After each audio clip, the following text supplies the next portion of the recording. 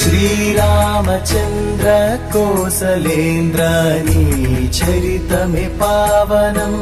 అనుగ్రహించు అయోధ్య నిలయ దివ్య ధార్మిక జీవనం అరవింద నయనానందకర ముకుంద దశరథ నందనం